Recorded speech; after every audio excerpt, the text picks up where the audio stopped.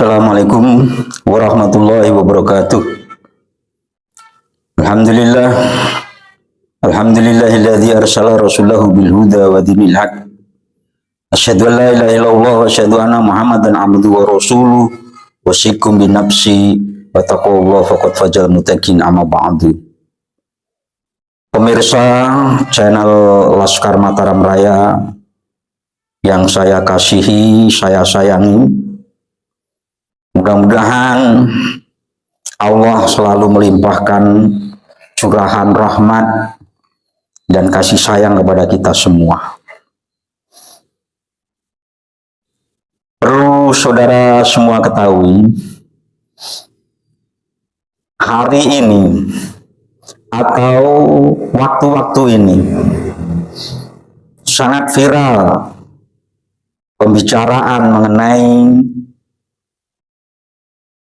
akan adanya diskusi yang diprakarasai oleh Uli Songo mulai dari awal sampai sekarang yang pada akhirnya batal. Sebenarnya kalau menurut Mbah Ukit, kalau kita sedikit banyak belajar tentang ilmu tobiah, entah tobiah apa saja, setiap makhluk itu punya tobiah, baik itu hewan, tumbuh-tumbuhan, manusia. Demikian juga alam raya itu punya tobiah. Angin punya tobiah, air itu punya tobiah, bumi punya tobiah. Dan perlu kita ketahui bersama bahwa tobiah itu melekat pada zat. Kalau manusia dengan tobiahnya, maka manusia itu juga akan melekat tobiah itu pada karakter manusia itu. Sampai-sampai dalam falsafah leluhur kami Mataram, bahkan mungkin leluhur Nusantara, kalau ada penyakit watuk atau batuk itu bisa diobati. Tapi kalau watak sulit untuk bisa diobati, kecuali watak itu akan hilang bersama hilangnya yang ditempeli, yang diidhofai daripada watak, tobiah atau karakter itu. Bahkan para alim ulama pun menjelaskan, kalau andai kata ada gunung itu bergeser tempatnya, itu kita tidak heran bisa terjadi. Kawah itu bisa bergeser, berjalan. Gunung juga bisa berjalan, bergeser. Tapi kalau ada watak dan karakter seseorang bisa berubah, itu sangat-sangat mengherankan. Salah satu contoh misalnya, sahabat Umar bin Khattab itu karakternya garang, tegas, tapi juga cerdas. Apalagi kita ketahui bersama, kalau bahasa sekarang beliau adalah preman. Karakter premannya saat menjadi sahabat, karakter keras dan tegas, cerdasnya saat menjadi sahabat tetap. Tapi karakter itu dibina dan dibimbing oleh Rasulullah, sifat keras dan tegasnya itu diarahkan untuk hal-hal yang baik. Itu. Jadi menanggapi apa yang mau saya katakan,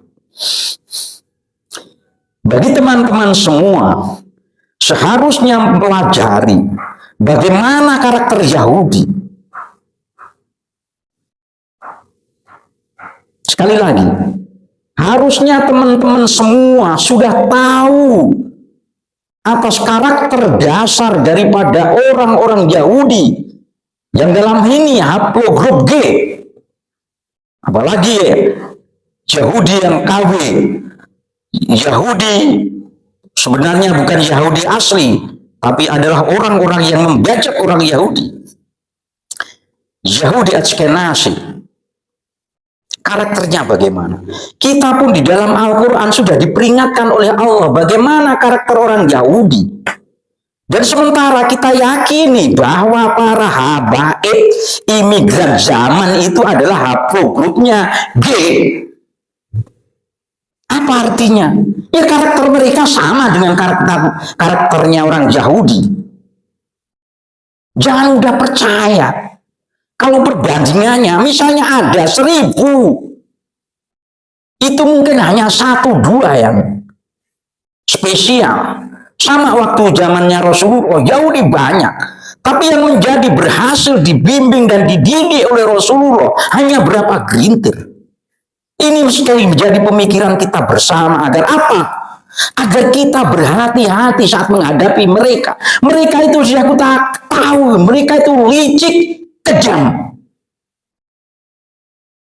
Bahkan kalau dibilang mereka itu masuk golongan dari orang min kadzabin, maka saat seperti itu, saat ada berita-berita yang datangnya, berita, statement, kelakuan apa saja yang datangnya dari mereka, jangan mudah percaya. Al-Quran ini yang memerintahkan. Apabila mereka datang, tabayun dulu. Apabila mereka datang dari min fasikin, orang-orang yang fasik, jangan mudah percaya, harus tabayun dulu, diperhatikan dulu. Tabayun ini dalam pengertian yang luas, diamati, diperhatikan dengan seksama. Sama seperti kemarin misalnya, maaf, ada habib-habib yang kelihatannya baik, memperlihatkan etika baik, seperti Habib Agus.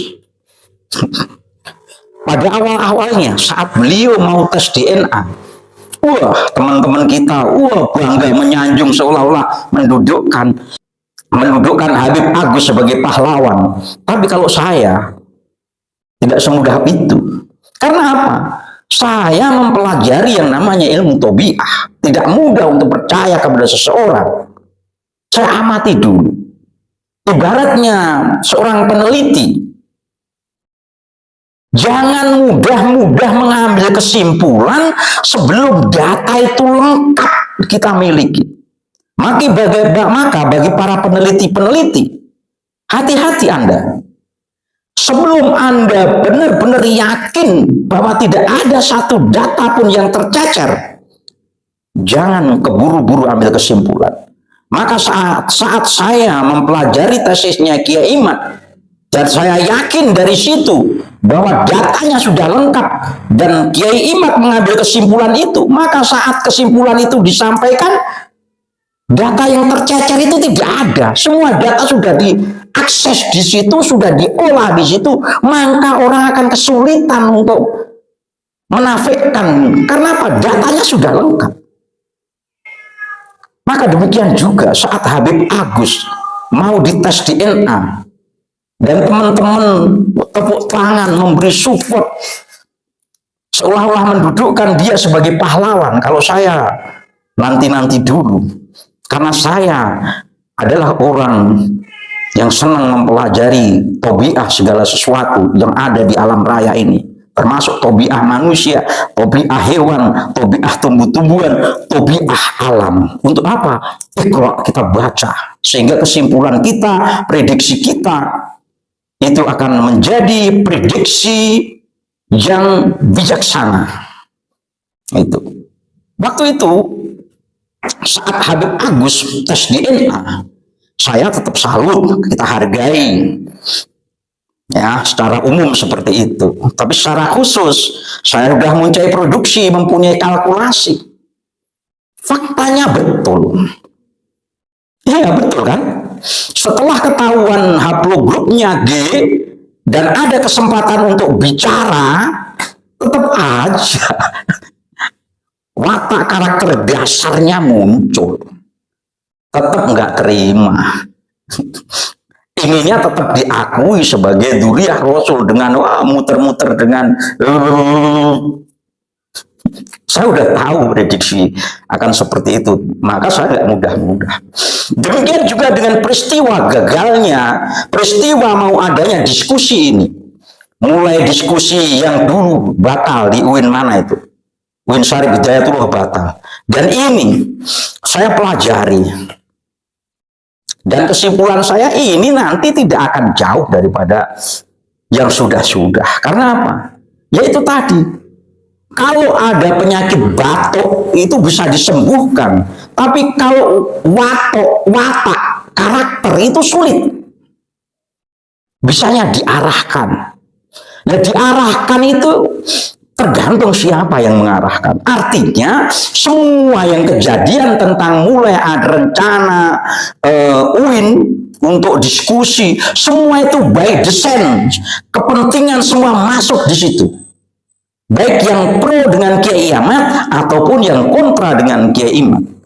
Robito Alawiyah juga punya strategi dan taktik. Tapi kadang-kadang kita semua terlena. Ya, terlena. Robito bikin trik. Bikin skenario pertama. Dia bikin diskusi itu di Robito mental. Pakai skenario B. Apa skenario B? Mau mendatangi dan setuju ke diskusi UIN. Ini hanyalah sarana untuk memframing. Loh, saya sanggup datang. Saya datang dan membuat surat kesanggupan untuk siap berdiskusi. Ini adalah delegasi, friend. Karakter, tobiah seseorang, tobiah suku, tobiah bangsa, tobiah karakter wong Jawa, karakter wong Batak, karakter semua punya karakter tobiah masing-masing. Maka hati-hati, jangan terkecoh. Sinau pelajari dulu secara seksama. Maka saya biasanya ambil statement itu akhir-akhir, berame dulu baik. Itu. Semua by desain. Bagaimana desainnya? Mereka ada, saya Robito datang. Dari datangnya aja nih, bisa dinarasikan, di framing macam-macam. Padahal di belakang punya gerakan, bikin gerakan juga. Ini hasilnya apa ya? Hasilnya gagal ini adalah settingan dari semuanya. Semua punya kepentingan. Semua punya kepentingan. Apalagi orang-orang politik, tren. Orang-orang politik saya itu tahu permainan politik. Sampai tingkat intelijen pun saya tahu permainannya. Maaf, bukan saya sok tahu. Tapi saya pelajari yang namanya ilmu tobiah ini. Tobiah intelijen, tobiah orang politik. Termasuk nanti pada saat nanti saya akan bikin statement tentang bagaimana Bapak Prabowo sebelum pelantikan.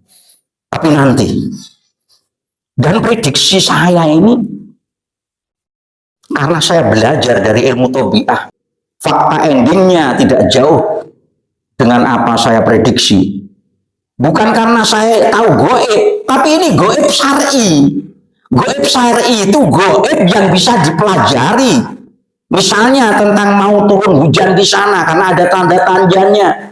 Oh, besok mau hujan, seperti BMG meramal itu namanya goib syar'i. Kapan buah itu akan masak, kapan itu daun itu akan jatuh, itu dalam ilmu falak ada, falakiyah itu mempelajari tobiah alam, tobiah manusia. Maka jangan heran. Maka bagi pergerakan teman-teman di pergerakan, terutama yang ada di Laskar Mataram Nusantara, kita harus benar-benar menjadi orang-orang yang brilian. Ojo kagetan, ojo gumunan, disinau dhisik, dipelajari dulu semuanya. Agar apa? Semua perjuangan ini butuh strategi, jangan grubyuk, mengandalkan keberanian. Saya berani mati. Loh, siapa? Semua rata-rata orang berani mati. apalagi orang Islam untuk menegakkan kebenaran, pasti kalau ditanya berani mati gitu loh. Seperti hanya Bauqit dalam perjuangan ini berani mati mempertaruhkan.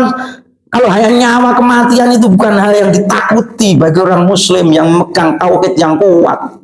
Karena apa? Kematian itu bukan milik kita, bukan kita yang bikin mati. Nyawa itu milik Allah Subhanahu wa Ta'ala. Itu.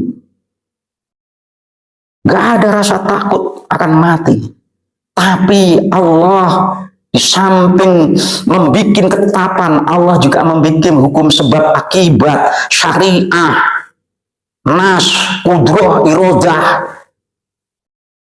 Afala takirun, afala tadzakarun, diciptakannya bumi, langit, angin, perjalanan siang dan malam, perjalanan bintang itu sebagai patokan untuk kita pelajari semua. Jangan dibilang klinik, kita mempelajari ilmu perbintangan, perjalanan bintang, dari semua itu kita bisa mengukur sebagai arah mata angin dan lain sebagainya. Itu bukan klinik, itu syari'nya. Gaib syar'i bisa bisa dihitung dengan hitungan kalkulasi, peredaran matahari dan lain sebagainya. Al-Quran kan banyak. Maka jangan, bagi orang-orang yang suka bilang syirik, klinik, itu belajar lagi. Sekali lagi bagi teman-teman semua, terutama anggota kami Laskar Mataram Nusantara, dan sekalian perlu saudara-saudara sekalian ketahui bahwa dari hasil keputusan musyawarah di Klaten kemarin dari Kasepuan, yang pada waktu itu saya usulkan untuk tim 13 yang ditilu, di situ isinya tim 13 itu dari unsur-unsur Kasepuan dan beberapa unsur stakeholder menentukan kebijakan daripada Laskar Mataram. Akhirnya dari Laskar Mataram Raya diganti nama menjadi Laskar Mataram Nusantara untuk lebih greget keindonesiaannya, ini mengikuti irama itu, dan menetapkan. Saya ingin belajar secara organisatoris. Saya tidak ingin menjadi seorang diktator atau feodalisme. Kalau memang saya dipercaya sebagai Panglima Tinggi Laskar Mataram Nusantara, itu bukan karena kehendak saya, tapi kehendak para kasepuhan. Dari Kasepuan ditawarkan kepada pleno, dan pleno memutuskan juga menyetujui apa yang disampaikan daripada tim 13. Akhirnya menetapkan saya sebagai Panglima Tinggi Laskar Mataram Nusantara dan Gus Reja sebagai sekjen, dan satu lagi sebagai bendahara. Jadi kita benar-benar berorganisasi menggunakan wacana keilmuan, menggunakan wacana organisasi, dengan menggunakan wacana ikatan rasa, bukan hanya gubras gabrus, gedubrel gedabrul, tapi nggak punya planning, rencana yang jelas. Maka dari itu, untuk masalah ini, batalnya peristiwa diskusi di UIN Wali Songo ini semua tidak terlepas daripada perang dingin semua ini.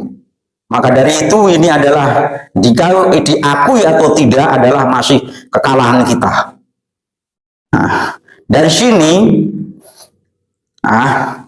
sini akan menjadi pengalaman dan pelajaran bagaimana untuk mengadakan event-event itu sudah digodok jauh-jauhnya dan membangun sinergitas.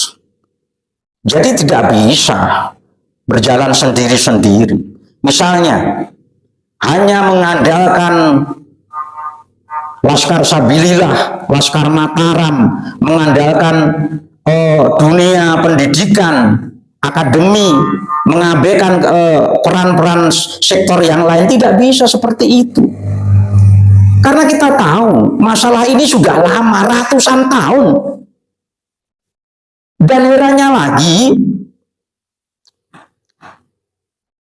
anggota kita yang di akar rumput dan mungkin yang di level, di semua tingkatan level, kadang-kadang seolah-olah perjuangan itu seperti membalik telapak tangan. 300 tahun kita dikuasai, diperbodoh, seolah-olah hanya butuh waktu, harus selesai.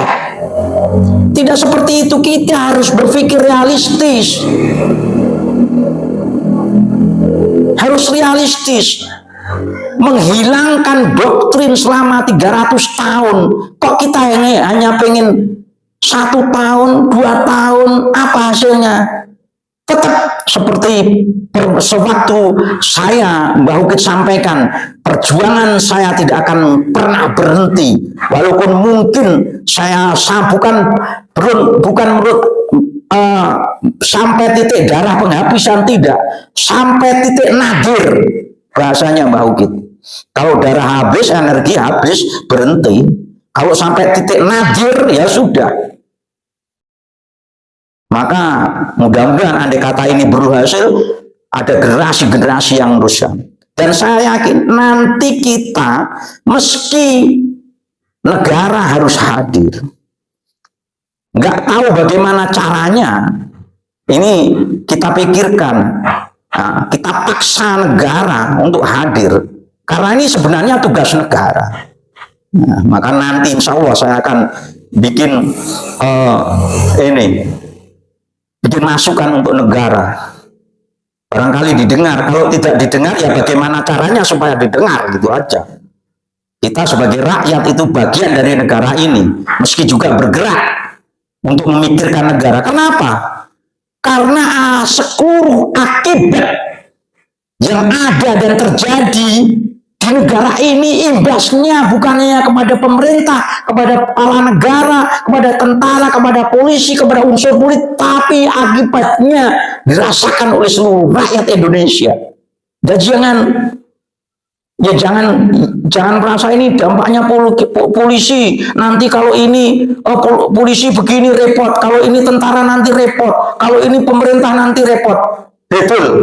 Negara ini bukan milik polisi, bukan milik tentara, bukan milik pemerintahan, presiden, menteri, tapi negara ini adalah milik rakyat Indonesia yang didirikan atas perjuangan dan pengorbanan tetesan darah rakyat Indonesia.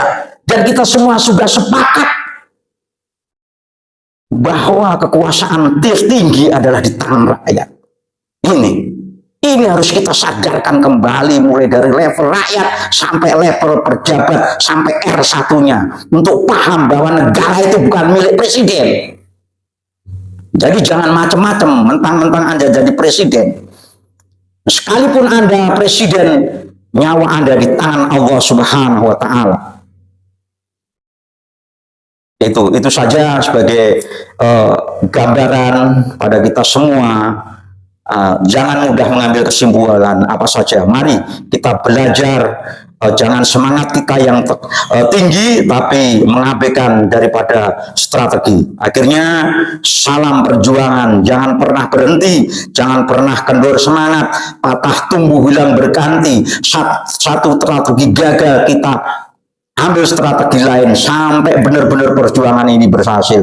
Salam waras, salam sehat, salam sumadulur salawase, salam rahayu, rahayu, rahayu, sagunging dumadi ing alam nuswantara ini. Mudah-mudahan benar-benar apa yang dicita-citakan oleh leluhur kita mahayu-hayuning bawono krono dadi rakyat sing baldatun thayyibatun warohun wabur. Salam wallahu muwaffiq ila thoriq. Wassalamualaikum warahmatullahi wabarakatuh.